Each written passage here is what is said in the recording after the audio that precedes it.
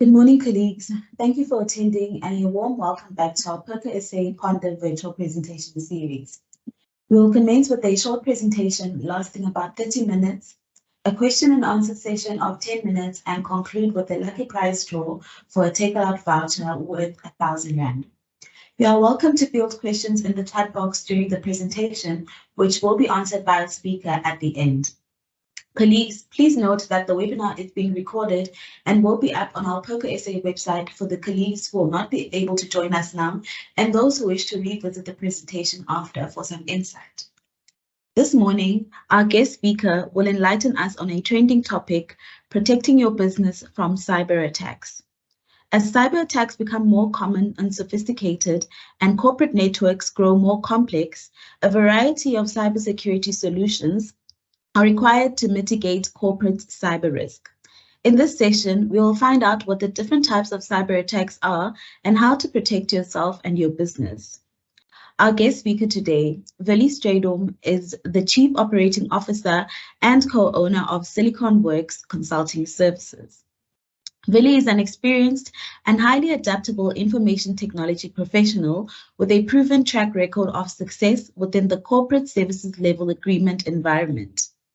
He is highly motivated, confident, and enthusiastic about the information technology industry and considers himself an entrepreneur, having been currently involved in 3 different startups. Thank you, Willie, and welcome.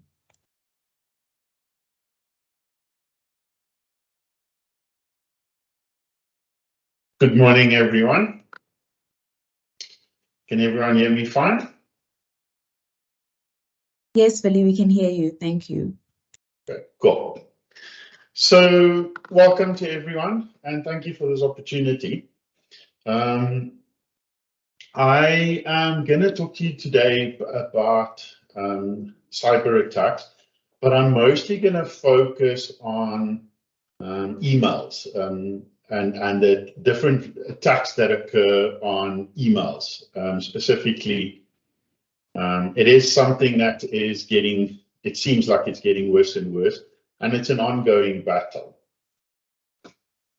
So let me quickly share this with you. Okay, can everyone see the presentation? Yes, you can see it. And you can still see me, eh? Yes.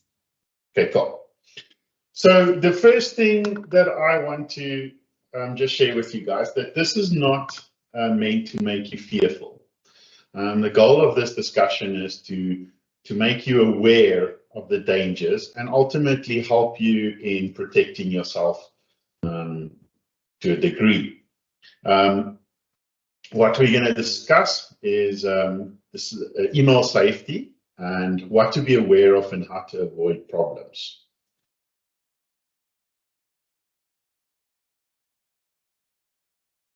So there are 4 different types of scams that occur on emails.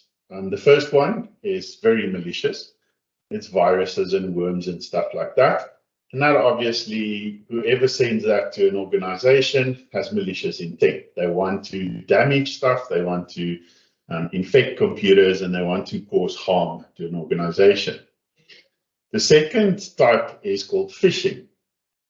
And this is where this is mostly used by scammers. This is where scammers try and obtain either information or they try and obtain passwords. They try and obtain information that they can then use to exploit certain things, like, for example, try and get invoices paid, fictitious invoices paid, or in some cases they find all the information they need to let suppliers, for example, know, or our customers know that their banking details have changed, when in fact it hasn't. But because they fished all the relevant information, they can pull off a scam like that. The third one is just normal spam. I'll explain a bit more once we go further. And then the last one is spoofing, which is generally used in conjunction with phishing. So spoofing is when you're pretending to be someone that you're not. So for example, you'll pretend to be the CEO of an organization when in fact, you just some scammer somewhere. Viruses and worms, what are they? It's exactly what it is. It's an email that's sent with an attachment, and that attachment is usually a virus that infects your computer. Generally, what they're trying to do is infect your computer, find your contact list, and then send the same email to everyone in your contact list. They often look like an email that you receive from someone you know. So, if Joe's your friend, sometimes Joe's email gets compromised and it'll look like it comes from Joe. So here's an example. It comes from Jake Watts. You might recognize Jake Watts, but then, the subject line will also always be something that is weird, like, look at what we did. And then there's a link or an attachment. This is just an example. It won't always look like this, but further down, a little bit further, I'll explain to you certain things that you can look out for that'll help you. Phishing, it's a trick to get you to enter your personal information, such as credit card information, banking info, passwords, stuff like email addresses, physical address, things like that. What they're trying to do is, like I said, is get information about you or your organization, and then they try and figure out a way to exploit this information to get you to do something. An example of this, I'm pretty sure everyone has had this. You receive an email from a Nigerian prince who needs your help to get $15 million out of Nigeria. He must leave in secret and transfer the money to your account, and he promises you a percentage of it. I'm pretty sure everyone has received this. This is, once you reply to that email, you have to provide a whole bunch of information. You have to provide your name and an email address and a telephone number. And then often you even have to provide banking details. And this is what they need to get the scam to go further. It's very important. There probably never was a Nigerian prince, and whoever sends you the email is just going to take your money. Spoofing. This is now, again, I'm pretty sure almost everyone has received something like this. This is, for example, an email from FNB. And it will be something to the effect of, dear valued FNB customer, you're receiving this email as part of a security check. Someone is accessing your FNB account. Now, it's very important that the email will look very, very real. There'll be an FNB, in this example, there'll be an FNB logo. The FNB telephone numbers will be there and everything. And if you look quickly, it'll look very, very legit. The second thing is they'll cause fear. So the first thing you see is, oh, someone is accessing my account. And what they are hoping is that before you look or think any further, you'll act immediately.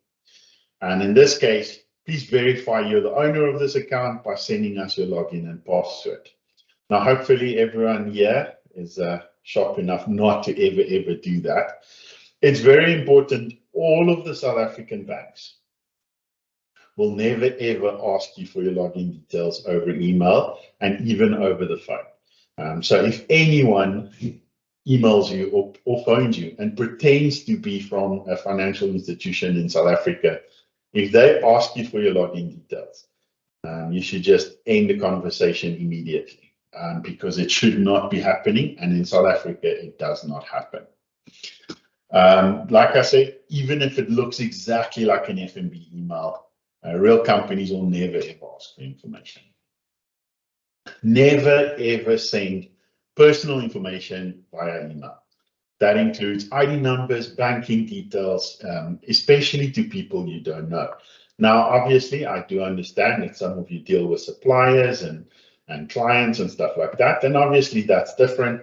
But in many cases, you'll have a letter from the bank that gives all the details, and that's the details that you send. But you'll never ever send your login or your password or your security questions to anyone, especially people you don't know. If you don't know anyone, it's just better to do a bit of due diligence, look up who it is, maybe give that person a phone call, confirm that they sent you the email, and then take it from there. Spam. Spam is, everyone's gotten spam. Everyone receives spam every day. It's unsolicited commercial emails, unwanted ads, basically, in a nutshell. Sometimes it is a prelude to a phishing attempt or even a virus attack. So what they're trying to do is they're trying to get you to interact with them, and once you interact, they know that they can take this further. So good to know is often they'll have a domain. Let's say, for example, in this case, PURCO.sa.co.za. So they know the domain name, but they might not necessarily know all the email addresses, right? So what they'll do is they'll have a program that will automatically fill in names. So it'll start, for example, with the obvious. It'll start with info@PURCOSA.co.za. And then the program will start doing, Arthur@PURCOSA.co.za, then Bradley, and it'll go down the list with a whole bunch of pre-populated names that their software has.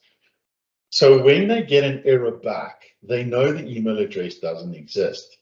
But when they don't get an error message back, they'll assume, like if they send an email, for example, and please, this email address doesn't exist, but if they send an email to arthur@thiscompany.co.za, if they don't get an error message back, they will assume that the email was delivered, and they'll then know that this is a valid email address. And then they'll start sending you more spam until you react. So examples of spam, you can easily spot them in email signatures. A pharmacy sale, 80% off. Now, not to be funny, but no one should be buying any pharmaceutical products online. And also you shouldn't be buying it if there's 80% off. Look out for things like, so every day we try and prevent this spam. And we have all kinds of clever, what we call spam engines, and they check certain things in emails and they try and determine whether it's spam or not. At the same time, spammers are constantly updating the way that they send spam to get around these spam engines. And one of the things that they'll often do is they'll write words funny. So instead of saying, for example, this example here, amazingly fresh skin. But instead of saying SKIN, they do SK!N with no wrinkles. But instead of saying NO, they'll do N0. And this is an attempt by them to get past the spam engine. So it's an obvious sign. The moment you see someone use very funny words and characters in a subject line, you should already be suspicious. Again, back to the FNB example, we renamed your account, or we've cancelled your account, or we're going to cancel your account. That should also be a red flag. And then also, something like from an old friend, like if someone did send you an email, an old friend, they probably wouldn't use terminology like that. And of course, don't miss out, Again, they prey on the fear, they prey on that, fear of missing out. It's always a good idea not to open these emails. It's not always possible. I do understand that. And when you do open it, it's very important that you look out for a whole bunch of stuff, and we'll get into that. But if you recognize them as spam and you don't have to open them, then try not to open them. What can you do? Like I said, try and delete them without opening them if you recognize them. If you do open it, don't click on any links. Don't reply to the email. Simply, once you recognize that it is spam, simply delete them and move on with your life. Microsoft has good spam filters that catch most spam. But like I said to you, the same way Microsoft and all of us work to prevent the spam every day, the spammers work every day to find ways around these things. Feel free to forward spam emails to your IT providers because they are the ones that update the spam engines. And if they are proactive, they'll use the emails that you forward to them, and they will then fine-tune the spam engine to try and catch emails going forward. You can also block spams yourself. So if you guys are using Microsoft Office, there is a way for you to mark emails as junk.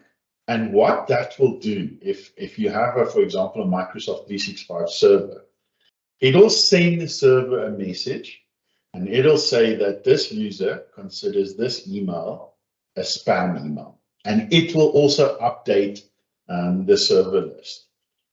So you can also contribute, you can block those emails, and future emails like that or from that sender will go into your junk mail folder and not into your inbox. Very important, don't buy anything from companies that email you randomly. If you've never dealt with a certain supplier, or you've never looked for pricing on their website or products, rather not buy from them. You know, sometimes a deal seems too good to be true, and it's because it is too good to be true.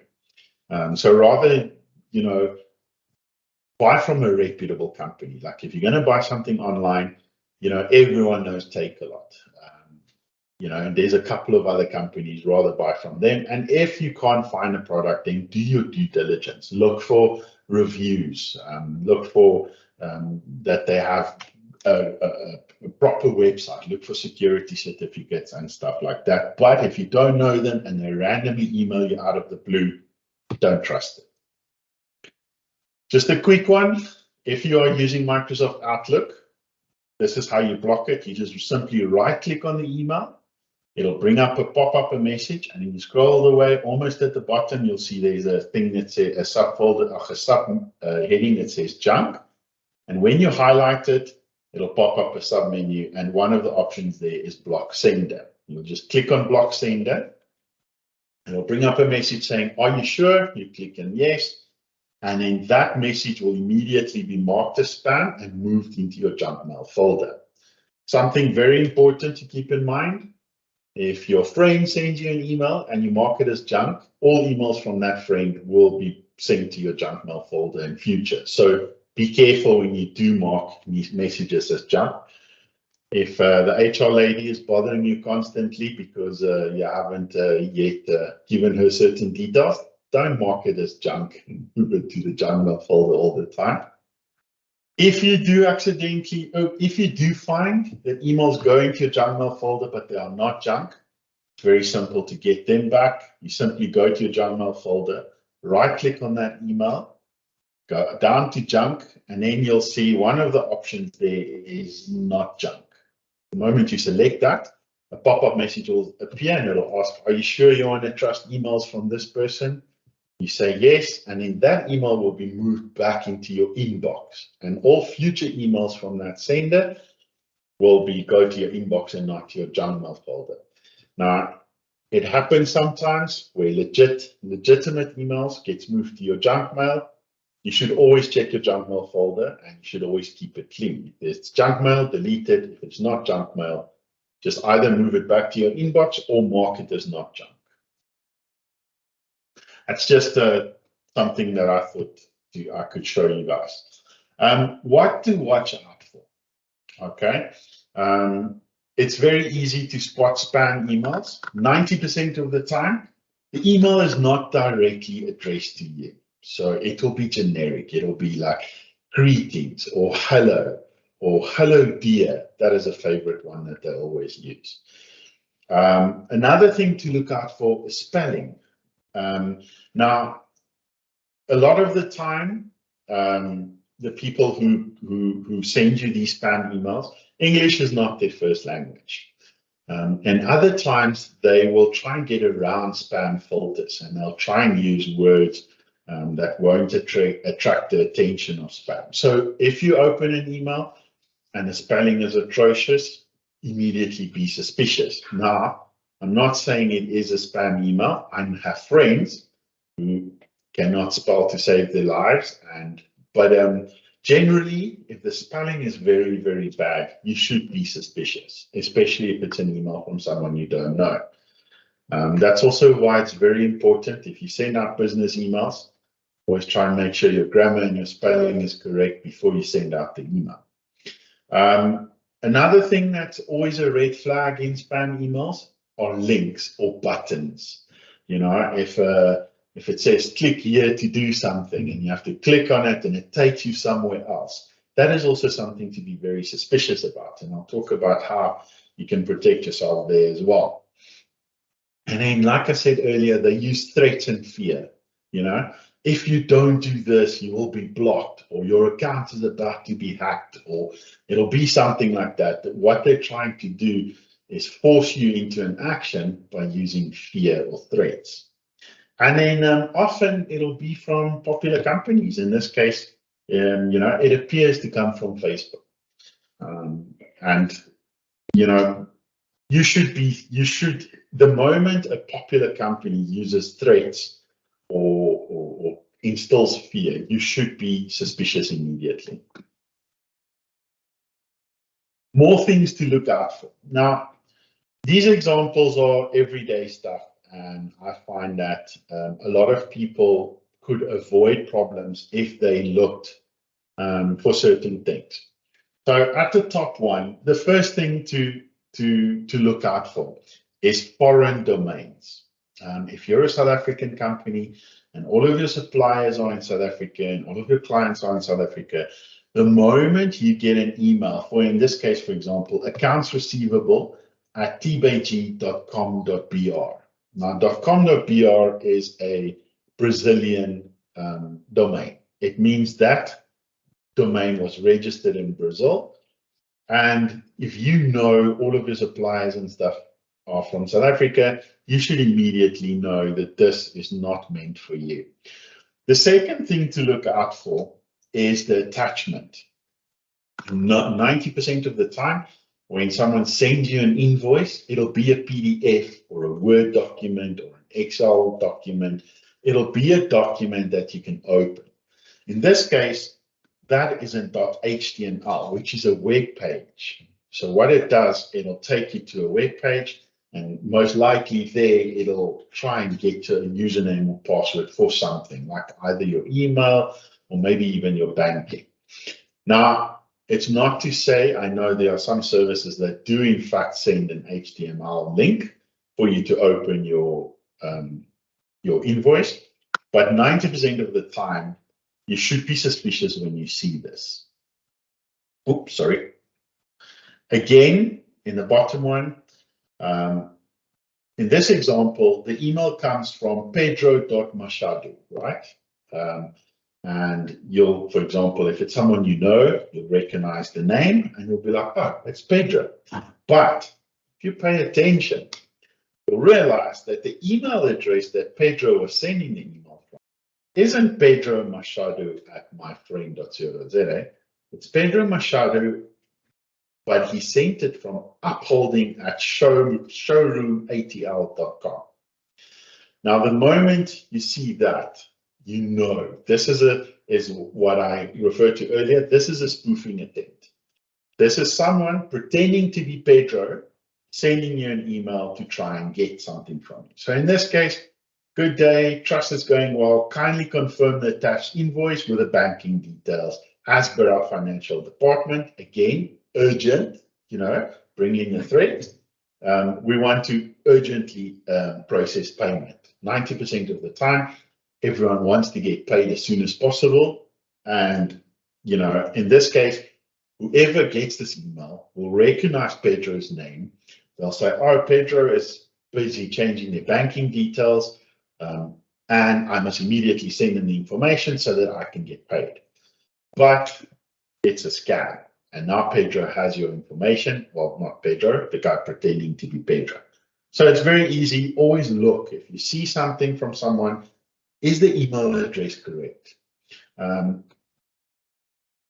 Another one, again, if you look at the top one there, it's supposedly from a domain called SallyWilliamFineFoods.com, but the email address that it was sent from is a company called Vindication.com. So it's clearly not from SallyWilliamsFineFoods.com as they are trying to show. Again, it'll be something like a financial statement or a report, or they'll say something like your account is on hold or your account's been blocked. Or same at the bottom, again, it's supposedly from someone called Lee at a focus group, but the email address that it was sent from is info@wkperesort.com. The moment you see that, you know that the person that is supposed to send this email didn't. Now, I will say that sometimes this will happen when someone uses mass emailers. So if someone sends out a legitimate mass email, they'll often, it'll be Joe Soap sending on behalf of info@whatever Joe's company is, .co.za. But it doesn't happen often. And again, if you don't know who it is and you're not expecting that email, then you should be suspicious. Again, in the bottom example, instead of sending an attachment that you can open and view, it sends you a link, a .html, that is a website. If you click on that, it'll open your web browser and it'll take you to a site, most likely a scam site, to try and get your information. Another spoofing example, and this is also very, very important. Now, in this example, the user received an email from SharePoint. Now, those of you who use Microsoft 365 will recognize SharePoint. A lot of organizations have documents in SharePoint. So it is expected that you might receive a document that is saved in SharePoint and someone wants to give you access to it. However, something to note in this example, if you open the email and you hover your mouse over the open button, so if you see there at the bottom, there's a blue button, it says open. Without clicking on it, if you hover your mouse over it, you'll see it'll show you the path where it takes you. Now, if you look at the top of the email, right underneath the subject line, you'll see when I hovered my mouse on the open button, it will then, if I click on that open button, it'll take me to https://www.rxjapan.jp, and it has a whole bunch of other stuff. Now, very important, I would expect this link to take me to a Microsoft.com site or a SharePoint.com site. I do not expect it to take me to rxjapan.jp. So the moment I see that, I know that link is a scam because it's not taking me to the right place. The same with any other email. Let's say you get an email from your supplier and your supplier says, click on this link to open your invoice, right? If you hover your mouse over the open button and the link shows any other address than the one that you expect to go to, you should be suspicious. You should not click on that link. You should not put any information in. What I would do is I would call the supplier, confirm they did send the email, and then ask them why you're being redirected to an unknown website. But in this case, you can see they used the SharePoint logo. They've used the Microsoft logo. If you clicked on the privacy statement, it would most likely take you to Microsoft's privacy statement. But if you clicked on the open button, as you see at the top there in that block, it would take you to rxjapan.jp, which is not a Microsoft site. You'll probably get there. It'll look exactly like the SharePoint login screen with all of the Microsoft logos and everything. But once you put in your email address and password, they'll have it and they can use it to log into your account. Now, why do they need your email address and why do they need your email password, you may ask? Well, often they'll just log into your mailbox and they'll just monitor it. What they're trying to do is find out who's the CEO, who's in charge of payments, who's the finance head. And once they have that information, then they can sit down and plan how are they going to extort or how they're going to steal money from your organization using that information. Once they know who the CEO is, they can pretend to be the CEO and send the person who makes the payments an email to say, I need you to pay this invoice urgent. A lot of the time, the person who makes the payment, they get an email from the CEO, they'll act, they'll do it immediately. They'll be like, okay, cool, the CEO instructed me to do this. I'm making this payment immediately. But what they don't know is that someone was spoofing the CEO's email. And again, if we, oops, wrong one, bring this. Again, if we go back here, it's easy for them to see. If they get an email from the CEO of my company, but the email address at the back shows something else, they can immediately know this is a spoofing attempt. Again, if you want to be sure, do your due diligence, contact the CEO and ask him, did you send me this email? Why did this email come from another email address? Be sure. It's better to be sure than not. Okay, so in summary, what are the things that we can do? First things, do you recognize the sender? A lot of the time, if you don't recognize the sender, you should be suspicious. The second thing, if you do recognize the sender, make sure the email address is correct. If Joe Soap at soapsareus.co.za sends you an email, confirm that the email address that it was sent from is joesoap@soapsareus.com. Another thing you have to be very, very careful of is sometimes these scammers will register a domain that's very close to the proper domain. So, for example, let's use soap.co.za, right? They will register Joe at soap, but they'll spell soap wrong. So it'll be SAOP, for example, .co.za. Now, when you look quickly, it looks to you like it's soap.co.za, but in fact, it's, SAOP, soap spelled wrong. Often it'll be something, they'll add a character or remove one. For example, PURCO SA.co.za, they'll put, for example, PURCO ZA.co.za. And often if you don't look, you'll see it quickly, you'll think it's, that's the right, and then you'll action it. But you have to be diligent, you have to look, you have to pay attention. Is the domain right? Is it spelled correct? It's not a funny domain that suddenly changed. Something else to look out for, grammar and spelling. If there's too many grammar and spelling mistakes, or they use substitute characters for letters and numbers, then you should be suspicious. When you hover over links or buttons, as I showed you in the last example, does the path correlate with where you're supposed to go?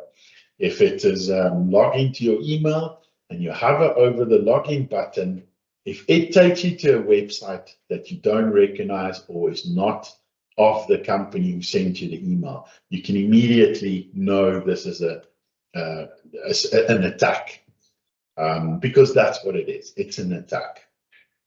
A lot of IT companies encourage or allow it. And for example, we do it. If you're unsure, you can you can forward the email to your IT company and ask them if it's safe to open or if it's a legitimate email. They have various tools that they can use to check. And like I said, a lot of IT companies don't mind at all. We do it. We get emails every day from end users who ask us, is this a legitimate email? Can I open this? What must I do with this email? So feel free. I mean, if your IT company allows it, your IT support company, feel free to do that if you're unsure. Better safe than sorry is the motto. Are the requests logical? If you receive an email at midnight from your CEO to say, please change the banking details for this client, that's not always a reasonable request. You know, if it's make this payment immediately, you don't need authorization, that is not a logical request. So keep that in mind. If someone's asking you something that doesn't seem logical, you should immediately be suspicious. You should do your due diligence. I mean, picking up the phone and phoning a supplier to say, did you send this email? Why are you changing your banking details? It might seem like, you know, it's you don't want to help, but at the end of the day, you're protecting yourself, you're protecting those people, and it takes 30 seconds for you to pick up the phone and phone someone. So don't be scared to do that. Don't be scared to make sure that everything is legit. Be very suspicious when you have to log in anywhere from an email. 90% of the time, an email should give you the information that you need, and it should not be asking you for a username and password before it gives you some information. Now, granted, there are some times where you would need to log in somewhere in order to do something, but generally, if it takes you somewhere else and asks you to log in, the first thing you do is you stop, you look at where did it take you. Is the website where you are expecting to be? If FNB sent you an email to log in, does it say www.fnb.com/anything? If it says, japan.jp.com/WPM, that is not where you expect to log into FNB website. So then immediately close that, delete the email, or if the email appears to be from someone legit, phone that person. Hey, Joe, did you send me this email? Why do you want me to log in? When I click on that link, Joe, it takes me to a domain that I don't recognize. Make sure. And then the last thing you can do is block spam emails regularly and check your junk mail folder. Make sure that emails that are not junk gets moved back to your inbox. Emails that are junk in your inbox, move them to the junk mail folder. Help the IT people out to fine-tune the spam engines. And then that's it for now. That's what I have. If there's any questions, I can take care of that for you now. Okay. Thank you, Vili, for sharing your knowledge and insights on the different kinds of cyber attacks and how we can protect ourselves and our businesses. Colleagues will now proceed with the question and answer session. So, Vili, the first question that I have is, how do I identify that an email is a fake email? Because sometimes you get emails from what looks like internal colleagues, and I know that the first way that you can identify it is that it will go to your junk folder, and emails from your internal colleagues shouldn't go to your junk folder. So sometimes it will say the email is coming from ayabulela.masheza@PURCO SA.co.za, but there's actually another email behind that I can't see. So, and what happens now if they actually address me by my first name? So how do I identify that it's actually a scam and not a real email, if I don't call my internal colleague and ask them? Okay, so not a lot of the time it's pretty obvious. It'll say there Ayabule, but the email address behind it won't show your PURCO SA email address, for example. It'll show something else, right? That is the first way. But these guys can be very, very clever, and sometimes everything will appear to you like it's coming from the right person. This is then where, as I said just now, this is then where you have to, is the request reasonable? If you are suddenly emailing someone in finance to say that customer ABC changed their banking details, the person in finance should know she never sends me these emails, or she has nothing to do with the customer. She should then be suspicious. Why would Ayabule send me this email? Again, does the email take you somewhere to ask you for your personal details, like a login or anything? If that's the case, why is she sending me these emails? So unfortunately, sometimes it's very easy to spot them, and sometimes it's very, very hard. We had a spate of incidents recently where the CEO of various companies would email end users in the company and would say something like, please, can we discuss further on WhatsApp? Here's my new number. You know, and you have to think to yourself, the CEO has never, ever asked me to chat to him about something on WhatsApp. And also, it's not often that CEOs get new numbers suddenly. You know, something must happen, and generally people will know about it. You'll know, oh, the CEO was robbed, he got a new phone or something like that. So immediately you should be suspicious. Why is a CEO suddenly 11 o'clock at night wanting to chat to me on WhatsApp? You know, and so those are the things, unfortunately, you have to sometimes just stop and just do a little bit of due diligence. And like I said, 90% of the time, it's pretty obvious. It'll say it comes from the CEO, but the email address is something completely unrecorded or something you don't know. But sometimes they're very good and they're very clever. And if once they've figured out who's who in the organization, their attacks become so refined and the attacks become so clever. But then that's why I say that's where a person should, you know, why is the CEO messaging me? First of all, and second of all, why is he taking it offline to WhatsApp? You know, most companies have a policy where all business-related discussions must happen somewhere where there's a track of it. So in your emails, there's a sent and a received, you know, in your inbox and in your sent items. So it's very rarely that the CEO would take it offline, because then suddenly there's no history of that discussion. So yeah, so those are the ways that you can look. Often, if you just double click on the recipient's name, it'll bring up a screen and it'll show you all the information, what the email address is, what organization that company is of that person is from, and often you'll spot anomalies there. But if they're very clever and they're already inside your organization, then it gets a bit more tricky. Okay, Vili, the next question is, can you be hacked by just opening the mail or SMS, as these hackers are evolving daily? Okay, so 99% of the time, just opening the email is safe. The problem occurs when you open the attachment. So 99% of the time, if you open the email to read the contents and study the contents, it is safe. It will not infect you. 90% of all antivirus products will catch that infection before it happens on your computer. That's why it's so important that all businesses have a trustworthy antivirus solution. But opening that email, 99% of the time, it is safe. And that's what we do. When end users forwards a spam email to us, we simply open it, we study the content, and then we determine, you know, could this contain a virus? Is it a spam? Is it spoofing? Is it a phishing attack?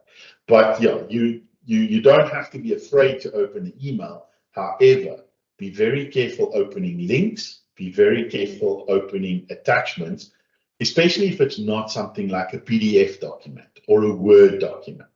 If it's something that ends in .exe, or if it's an app that you don't recognize and it opens with or you have to download an application to open it, then you know that should be a red flag. Okay. The next question is, how do you prevent phone calls you have blocked from the same number and they still come through on the same number which was blocked?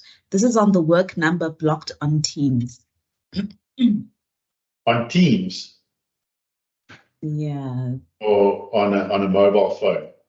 The question says this is on the work number blocked on Teams. So I'm not sure. Yeah, I'm not sure. The problem again with phone numbers, it's very much like emails. if with VoIP, voice over IP PBX solutions, we have the ability to pretend that we are a certain number. So I can phone from my extension, and I can, for example, program my extension to show PURCO's main number as the outgoing number. So when I phone you, it shows PURCO's number. So that's most likely what's happening. The user, it just appears that it's coming from that organization, but it's coming from a different number. And another number was previously used, and that's probably the number that was blocked. Again, there are certain things that we can implement to protect end users. In our case, all of the customers that use our PBXs that we do, we program it that if the number doesn't belong to our end or our upstream supplier, it will block that number. So what they'll do is they'll see, oh, it's PURCO's number. They know who PURCO's VoIP provider is. If the number is not registered with that provider, they'll just block it, and we won't receive that call. So if you get that issue, escalate it to your IT department. They should be able to find a way to, they won't ever be able to stop all of it, but they will find a way to reduce the number of times that it happens. Thanks, Billy. The next question is there a way to check the pathway on open or login buttons when opening emails on our cell phones? Sorry, say again? Is there a way to check the pathway on open or login buttons when opening emails on our cell phones? So unfortunately, the only way to see that on a cell phone is by clicking on the link. But then you should, whenever you get directed away from your email, you should always look, where did you land up? You know, if you're getting an email from FNB and you click on the open button, it should take you to FNB's website, or it should take you to the FNB app on your phone. If it takes you to an address, you should be able to see the address at the top of your browser on your phone. And if it takes you, like earlier that example, it takes you to Japan, you should immediately know to just close that screen on your phone, delete the email, and move on to the next email. But unfortunately, there's no easy way on smart devices. The next question is, how can we use the firewall to protect us from cyber attacks? So firewalls are like entrance controls at the building. So for example, you'll have a tag system, and only employees with the tag can swipe and the door will open. Anyone else, they'll have to ring the bell and someone will open for them and then allow them in. Now, firewalls work exactly the same way. We use a firewall to protect a network. So in our case, the firewall only allows certain traffic in and certain traffic out. And it bases those rules on certain criteria. For example, a user must be registered on the network. If a user is registered on the network, the user must have a password. If the user has a password and is registered, the firewall will let them in, or the firewall will let them out. If a hacker tries to log in, they don't have a username, they don't have a password, they're not registered on the network, they won't be allowed in. Another thing that we use is certificates. If a user needs to connect to the server from home, for example, they need a certain certificate, and the firewall will only allow that user to connect if the correct certificate is installed on that person's machine. And some firewalls can also monitor spam, but generally firewalls are used to secure access to a network or a device. It's very rarely used to catch spam and stuff like that, but that's what firewalls do. So if you have an office and you have people who work remotely or work from out the office, what you want to do is you want to implement a firewall, and the firewall will have rules, and then access will be granted based on those rules. If the criteria are met, access is allowed. If the criteria are not met, access is blocked and no one can get in. If you have an organization and you have data that you want to keep protected, it's very important to have a firewall. The next question is AI a tangible threat to organizations? Yes, the short answer is yes. What is very important to understand is that we are barely scratching the surface of AI. And, just like everything, if you think back in the 50s and 60s, it was fashionable to smoke, right? And as the years progressed, scientists learned that, smoking in some cases causes it, and in some cases aggravates cancer. So a few years later, we now understand the risks of smoking, for example, and it's going to be the same with AI. At the moment, it's exciting, it's amazing, but I think it'll take us a few years to understand the complications and the implications of AI. Now, the problem is that we have developed quantum computers. Now, to give you an example, a supercomputer, right, which is a whole bunch of very, very fast computers put together to work out certain formulas, for it to crack an encrypted file can take close to 100 years. The best supercomputer that exists currently on Earth will take about anything from 70 to 100 years to crack that encryption. However, with a quantum computer, that can be done in 7 days. Now, add artificial intelligence to a quantum computer, and suddenly the dangers become a little bit obvious, because now you have something that can think for itself, make decisions, sometimes inaccurate decisions or wrong decisions, and it has the ability to use a quantum computer which can speed things up significantly. So yes, you'll see Elon Musk is a big, he's one of the people who's warning everyone about artificial intelligence and us moving into that era too soon.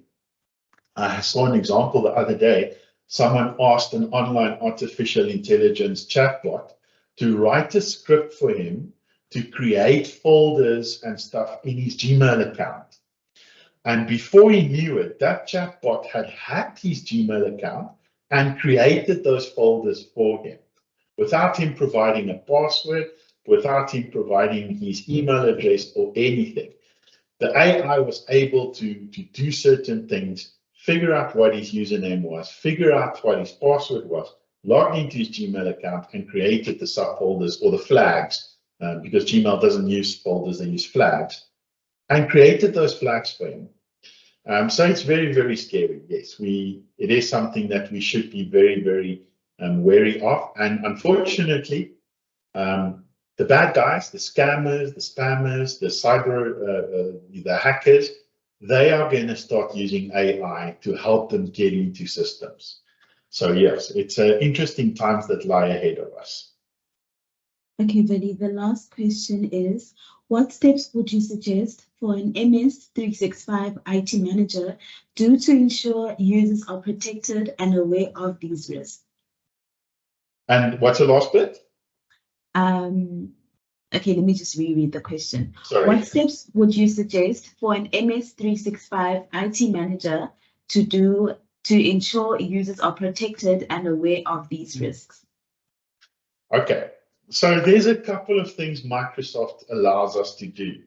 For example, one of the biggest things is communicating or educating end users, right? I think 90% of threats happen because end users let them through.